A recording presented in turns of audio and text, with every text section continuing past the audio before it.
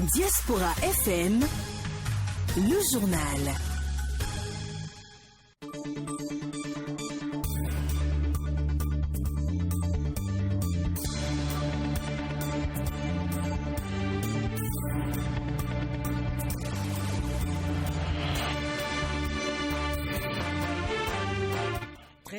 À Djomon, un arrondissement de la commune de Avrancourt. C'est l'heure de la grande édition du journal parlé sur la 102.3 Diaspora FM. Nous sommes mercredi 16 juin 2021. Mesdames et messieurs, bonjour, voici le sommet de ce journal. Plus d'une dizaine de promoteurs de radios privées ont renouvelé leur convention avec la Haute Autorité de l'Audiovisuel et de la Communication HAC. La cérémonie de signature s'est déroulée ce mardi en levée de rideau de la clôture de la première session ordinaire 2021 de l'Institution de régulation des médias. L'équipe de Sierra Leone a décroché l'ultime billet pour la prochaine Coupe d'Afrique des Nations de football CAN 2021 ce 15 juin 2021 à Conakry en battant celle du Bénin 1-0 grâce à un pénalty de Kekamara. Laurent Gbagbo est attendu demain, jeudi 17 juin, en Côte d'Ivoire. L'ancien président fait son grand retour après 10 ans d'absence et 3 mois après avoir été définitivement acquitté par la Cour pénale internationale. Voilà l'essentiel à développer dans ce journal. On revient juste après cette virgule. Aristide Séti. Bienvenue à tous et à toutes. Merci d'avoir choisi Diaspora FM pour vous informer. On démarre avec cette marche du cœur. La plateforme des organisations de la protection et de défense des intérêts des personnes du troisième âge du Bénin a initié une marche dénommée Marche du cœur qui a eu lieu ce mardi 15 juin 2021. Elle s'inscrit dans le cadre de la célébration de la Journée mondiale de lutte contre la maltraitance des personnes âgées. Kano François Ngbrento. Marche du cœur ce mardi 15 juin 2021. Une initiative de la plateforme des organisations de protection et de la défense des intérêts des personnes du troisième âge du Bénin qui s'inscrit dans le cadre de la célébration de la Journée mondiale de lutte contre la maltraitance des personnes âgées. Protéger les personnes âgées pendant et après la pandémie, c'est le thème retenu par les Nations Unies pour cette édition. Un thème qui a inspiré un autre chez les membres de la plateforme initiateur de la marche. Pour nous, à la plateforme des personnes âgées, nous retenons comme thème « Payons nos dettes envers nos personnes âgées et préparons notre tour ». La présente célébration est aussi pour nous l'occasion d'être reconnaissante pour plusieurs défis déjà relevés par le gouvernement. Nous pouvons citer l'élaboration de la politique holistique de protection sociale, l'élaboration de la politique nationale pour le vieillissement actif en bonne santé, l'élaboration des directives de prise en charge psychosociale des personnes âgées au niveau communautaire et j'en passe. Présente à cette marche, Véronique Otoïfo-Demewanou, ministre des Affaires sociales, a souhaité que chaque famille s'occupe d'abord de ces personnes âgées et par la suite a promis le soutien du gouvernement concernant le bien-être social de ces dernières. Les personnes du troisième âge, moi j'aime bien les appeler les personnes du bel âge parce que pouvoir compter des années, c'est une chance. Tout le monde n'a pas la chance de vieillir. Mais ceci dit, c'est vrai aussi qu'avec l'âge, il y a des problèmes physiologiques qui s'installent sur le plan sanitaire. Il y a des déficiences et certaines parmi vous sont plus vulnérables que d'autres. Et c'est cette journée qui doit lever la voix, lever le ton pour s'insurger contre ces violences et appeler toutes les familles. Ce sont d'abord les familles qui sont le premier rempart, que les familles s'occupent de leurs personnes âgées. Le gouvernement également de son côté participera au renforcement du cadre juridique qui vous protège. Et à cet effet, un avant-projet de loi a déjà été élaboré portant accès des personnes âgées aux services sociaux de base. C'est au niveau du ministère de la Justice avant la transition à l'Assemblée nationale. Démarré à la place de l'Étoile Rouge, la marche a eu pour point de chute la Bourse du Travail. Elle a eu également comme particularité des pancartes de messages portés par les marcheurs pour dénoncer les violences dont les personnes âgées sont victimes. Merci à vous, Carnot François Mbriento. Les chantiers ouverts durant la première session ordinaire 2021 de la Haute Autorité de l'Audiovisuel et de la Communication AC nécessitent les efforts soutenus des uns et des autres pour des victoires plus éclatantes. Le président de la AC, Rémi Prosper Moretti, a profité de la cérémonie de clôture de la dite session ce mardi 15 juin 2021 au siège de l'institution à Cotonou pour rappeler ce besoin aux acteurs à divers niveaux. Suivez la substance du rapport de la session présenté par le président de l'institution.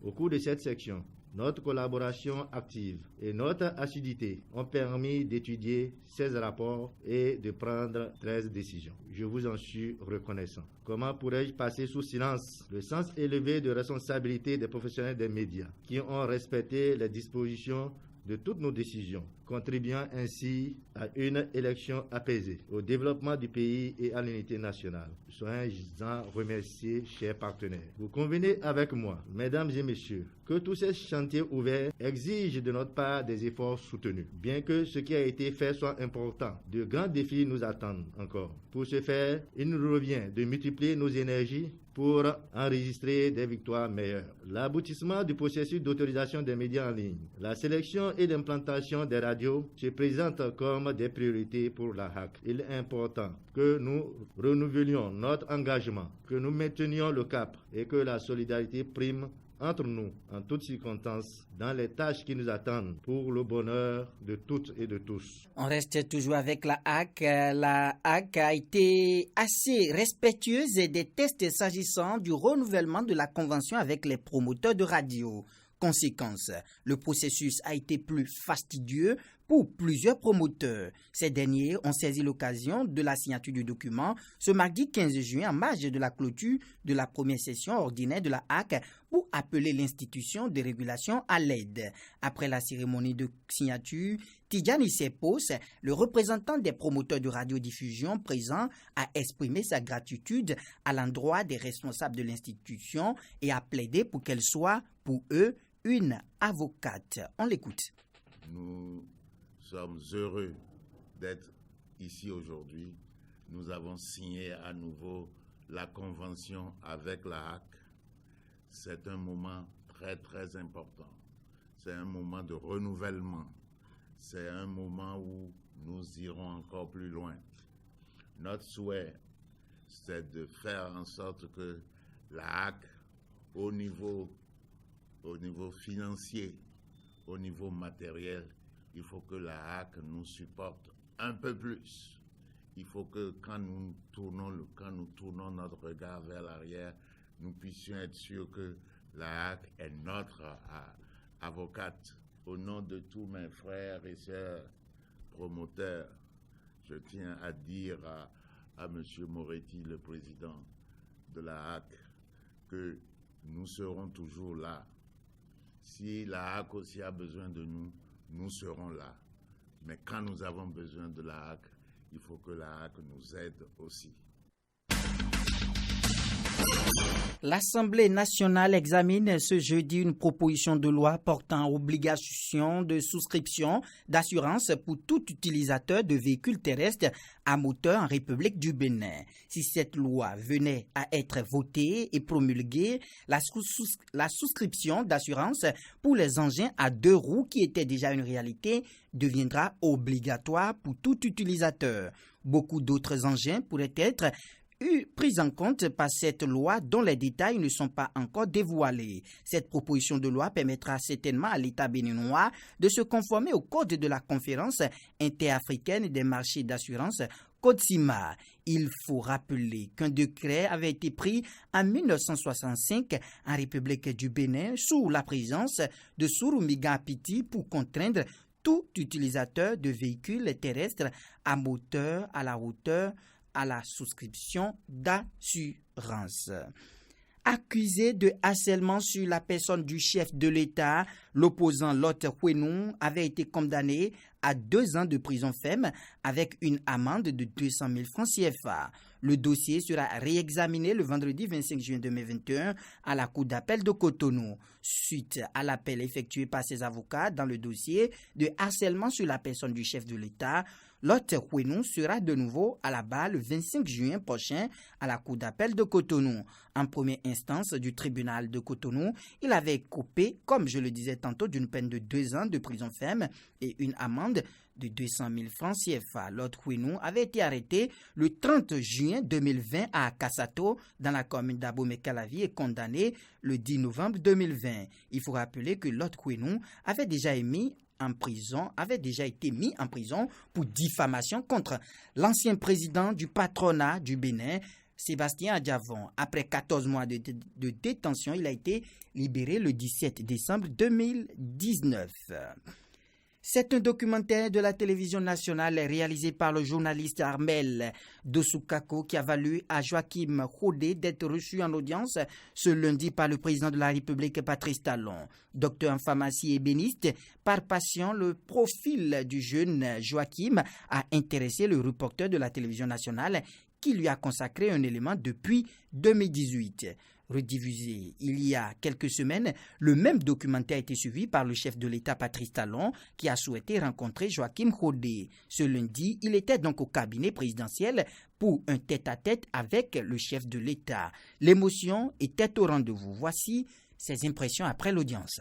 Le documentaire qui a été réalisé et qui portait sur ma double casquette professionnelle, il a suivi sur la chaîne nationale et c'est de là qu'il a pris contact par le biais de ses collaborateurs. Ils m'ont contacté et je suis venu. Il a échangé avec moi sur comment j'ai fait pour aboutir à ce résultat. Le chef de l'État il m'a promis m'accompagner de façon personnelle et aussi m'a promis aussi l'accompagnement de l'État en général. Un mot que le chef de l'État a dit qui m'a beaucoup marqué. Il a dit sur le parcours d'un homme exceptionnel, il y a toujours quelque chose d'exceptionnel. La scène s'est produite dans la journée d'hier, mardi 15 juin 2021. Selon les informations reçues, il s'agit de 3 enfants qui viennent de terminer la composition des examens du CEP, embarqués à destination du Nigeria. Parmi les suspects arrêtés figure le père d'un des enfants qui avait fini d'ailleurs cet examen, a déclaré à la police avoir pris la décision d'envoyer son enfant travailler auprès de son oncle au Nigeria. Les présumés trafiquants arrêtés sont placés sous mandat de dépôt. À présent, l'Inter. Les nouvelles africaines et internationales. Laurent Gbagbo est attendu demain jeudi 17 juin en Côte d'Ivoire. L'ancien président fait son grand retour après 10 ans d'absence et 3 mois après avoir été définitivement acquitté par la Cour pénale internationale. Après de longues discussions sur le format de son accueil, les choses se précisent, même si quelques questions demeurent. L'autorité nationale indépendante des élections ANIE a annoncé ce mardi la victoire du Front de Libération Nationale FLN aux législatives organisées samedi dans un contexte de très forte abstention et de crise politique. Finalement, ces élections consacrent surtout l'absence de changement et le désenchantement de tous ceux qui l'avaient espéré. Et puis, le président Tshisekedi poursuit sa visite dans l'est du pays. Après Goma, il est arrivé à Béni ce mardi. Il vient évaluer les mesures liées à l'état de siège décrété depuis le 6 mai dans 2 provinces de l'est du pays, l'Ituri et le Nord Kivu, dont Béni est le chef-lieu en proie aux violences des groupes armés. Malgré l'instauration de l'état de siège, la situation sur place n'évolue pas, mais le déplacement du chef de l'État suscite beaucoup d'espoir dans la population locale. À présent, on va sur la pelouse.